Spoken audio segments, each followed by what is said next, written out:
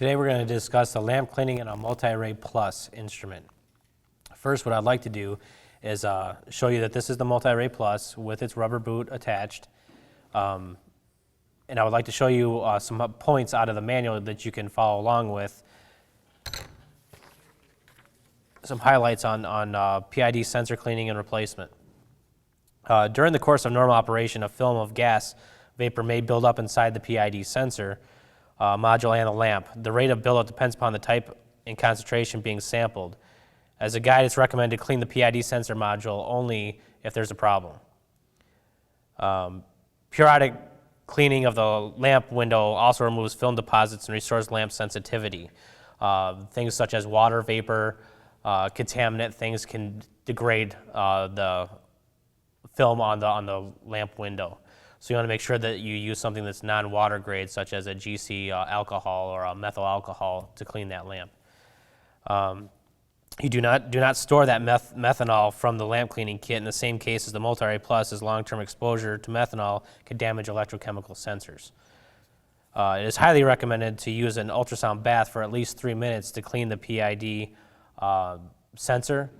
And if an ultrasound bath is not available, then putting it into a container with the methyl alcohol for about 15 minutes and then drying it with a compressed air solution or bottled air and let it dry at least overnight to make sure that all the contaminants out of there and it's ready for use.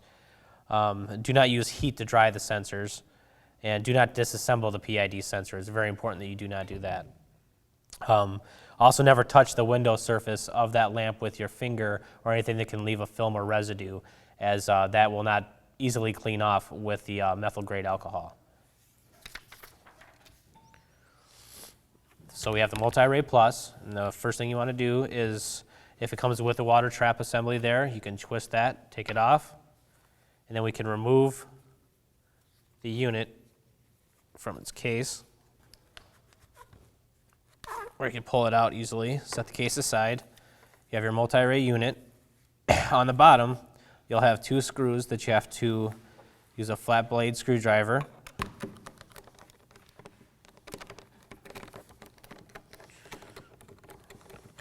Back those away so they become loose. And they will not fall out. They do have a locking screw there so they stay attached. So you want to back those out.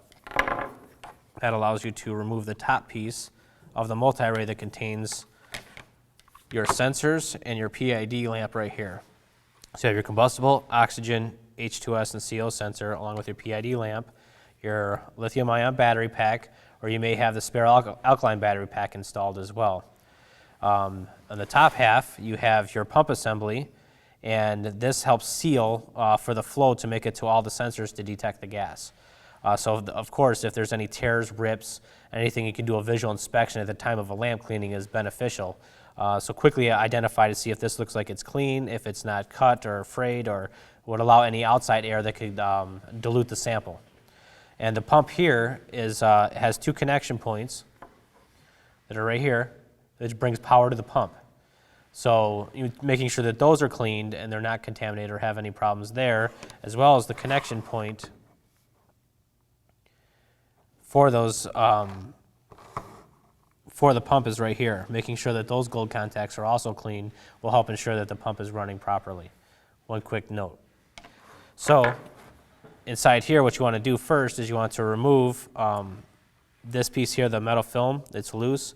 And if you can't get in there with your fingers, you have bigger, fatter fingers, there is a tool that helps remove that's provided in the tool kit from RAE Systems that you can use to reach in here, down underneath, grab it, pull it aside, and that exposes your sensor. The sensor, as you can tell inside here, there's a grid. You want to make sure that if there's any pieces of lint or dirt or dust or something in there, once you pull it out, you could use that compressed air can and blow that out, or that's when you would dunk it into the solution, which would look similar to this right here. You just have a little container with the same RAE Systems methyl alcohol that you could use to fill up inside here, place your container in there, shake it around, let it sit for about 15 minutes, remove it, blow dry it, and you're good to go on your sensor. So to remove this, It only attaches about halfway down, so you want to try to find where that's at to get this underneath. Slowly rock it. That'll pull out, and you'll have 2 prongs, and you can tell one is taller or bigger and fatter than the other one, and that helps coordinate to make sure that you're placing it in there so you have the right polarity for powering this sensor. Again, right down there at the bottom is where that grid is. You want to not touch that with your fingertips, and you want to make sure that that looks clean, that there's no contaminant. If it's not, if it doesn't have any water or droplets or anything or any dirt, you can just set it aside. You don't have to worry about cleaning it. This will expose your lamp.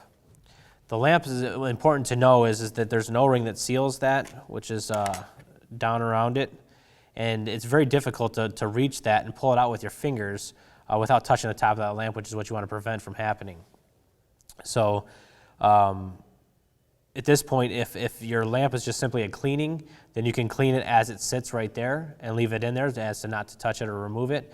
If you're replacing the lamp, it's got to be replaced anyway, so you can go ahead and just get that lamp out of there and touch the top of it because you're going to be replacing it and discarding it anyway. You want to be careful with a new lamp that you put into there not to touch that lamp with your finger as to leave any film or residue. To help assure that, you can use a pair of latex gloves, or RAE Systems within their cleaning kit provides little rubbers that you can put over your finger. And that'll help prevent putting any kind of contaminant onto the lamp as you're touching it. So at this point, since I'm not removing the lamp to replace it, I'm simply going to use the Q-tip and the alcohol. So I'm going to open up the alcohol, have 2 Q-tips aside, one that you keep dry, the other you're going to get wet.